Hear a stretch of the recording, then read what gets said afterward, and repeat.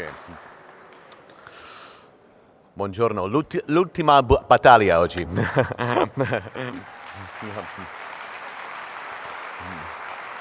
Okay.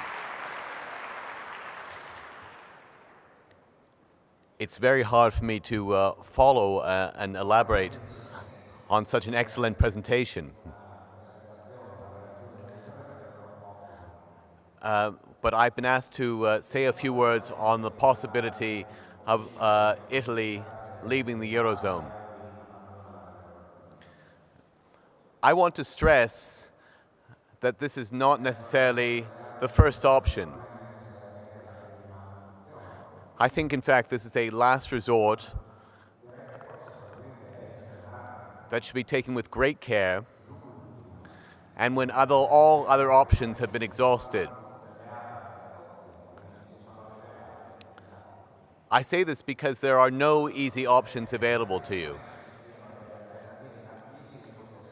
And I don't think we would be honest if we sugarcoated this.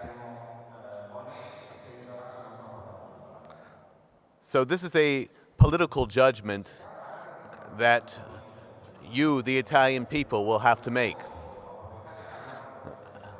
It would be presumptuous of me as a foreigner to advise you on what course of action to take.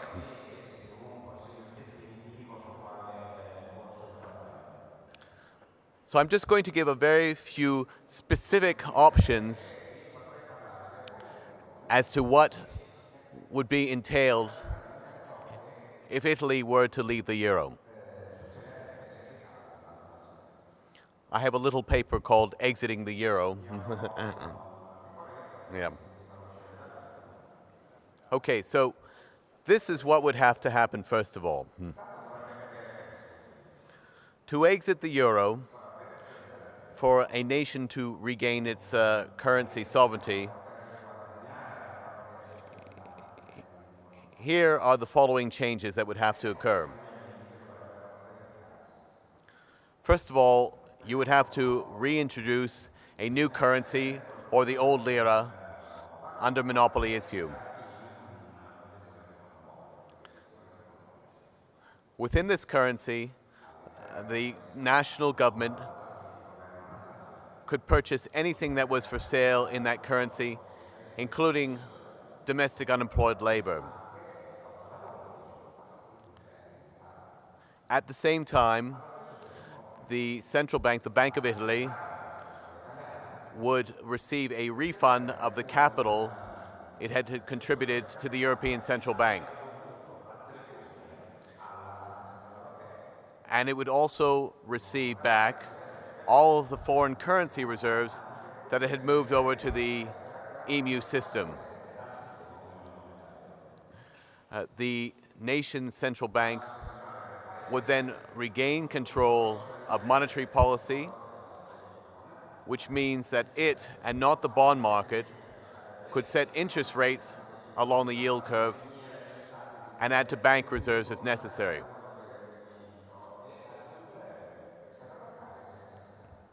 Okay, now here's where it gets more complicated. There is clearly some existing sovereign debt that is denominated in euros. This is a short-term problem because the nation that wanted to exit, Italy, for example, would now have to deal with a foreign currency debt problem. Now, to some extent, some of the transfers back to the central banking system from the ECB would help to offset the euro exposure upon exit from the euro.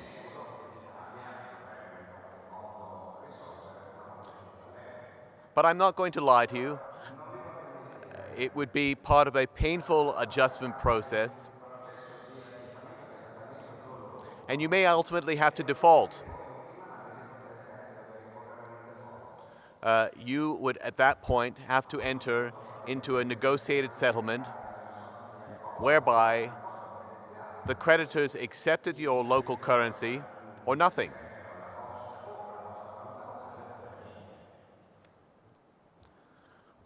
Okay, so this is, I think, the key issue. Now, some say that the financial markets would make it very difficult for a nation to exit. They talk about, for example, the dreaded ratings agencies who would mark you down in the event of a default and force higher rates on local debt. And my response to that is that they're doing that anyway. What else is new? I would also add that we have been downgraded in the United States, and our borrowing costs have actually gone lower since the time of that downgrade. Remember, these are the same organizations that were calling toxic subprime mortgages AAA as recently as 2007.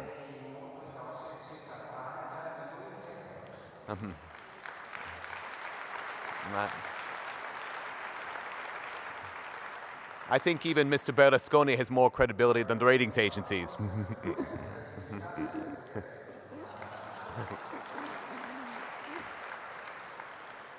Now, we would all stress that it's very important to retain currency sovereignty, but it doesn't give you carte blanche to do whatever you want. When we talk about the pursuit of public purpose, which we do a lot in MMT, we are discussing ways that the government will spend so that it promotes employment, at a very minimum, jobs in a public sector job guarantee program for those that are currently unemployed, so that we can generate real output growth.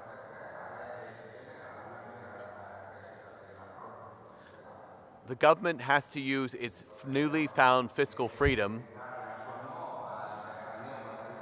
to advance public purpose and not to waste public spending on unproductive pursuits. So what do I mean by unproductive pursuits? Well, obviously, major handouts to zombie banks counts as an unproductive use of government money.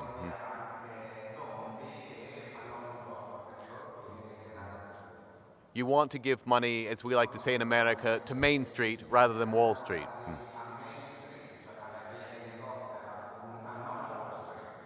Now, there are clearly going to be practical issues involved in changing back to the lira.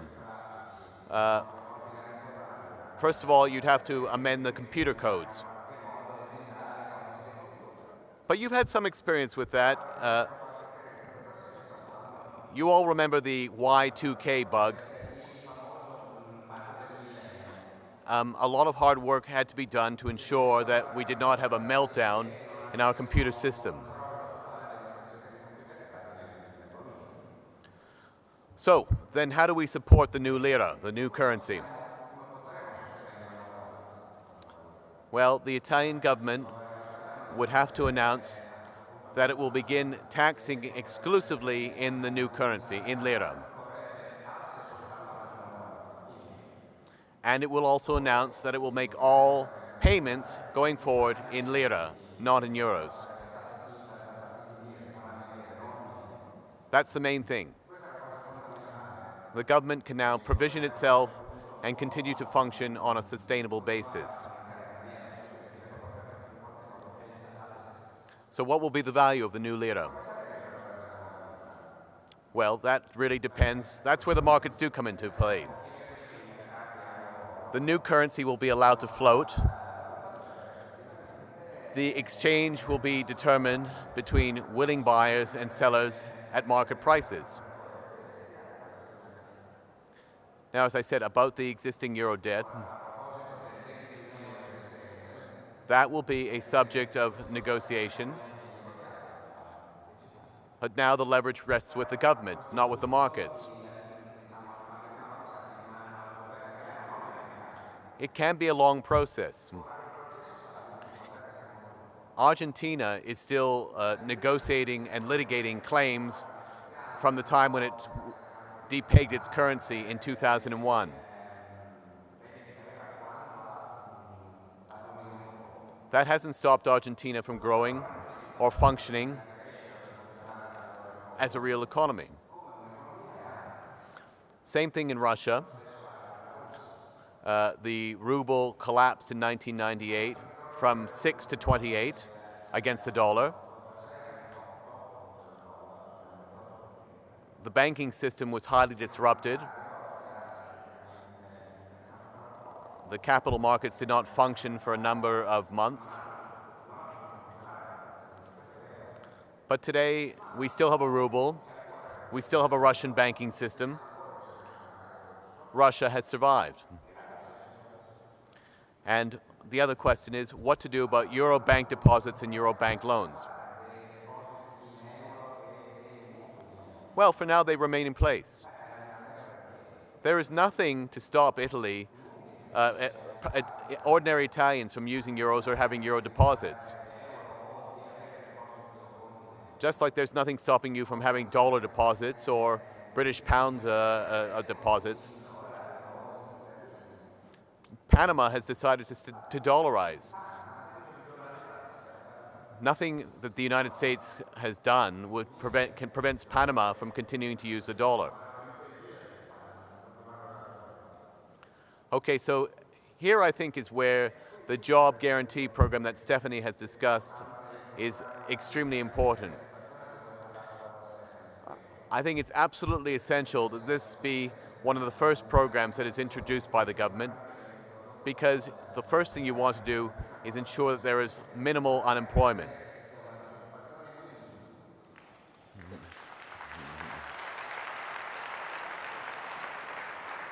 And for any given size government, taxes should be adjusted to ensure that the labor force that works for that wage be kept to a minimum, so as low taxes as possible. Remember, your taxes are no longer funding your spending. You have fiscal freedom. Now, there is some talk about tax evasion. How do you enforce a tax? Personally, I think that this is a problem which is overstated in Italy. But I think you can maximize compliance by introducing a tax on land, a national real estate tax.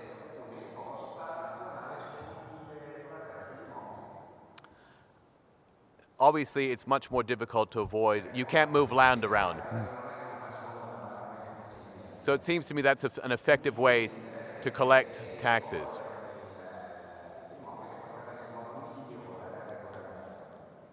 Compliance would be maximized because if the tax isn't paid, then the state can simply sell the property at auction.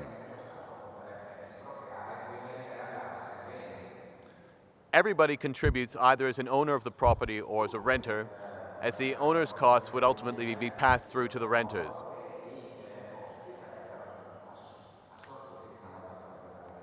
And I'd probably substantially reduce taxes such as the VAT, because that would penalize the ability to spend, and it's a very regressive tax.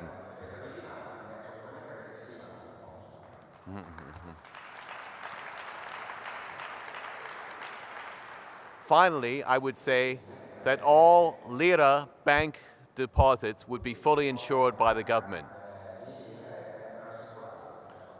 I would not insure euro deposits, but I would insure lira deposits.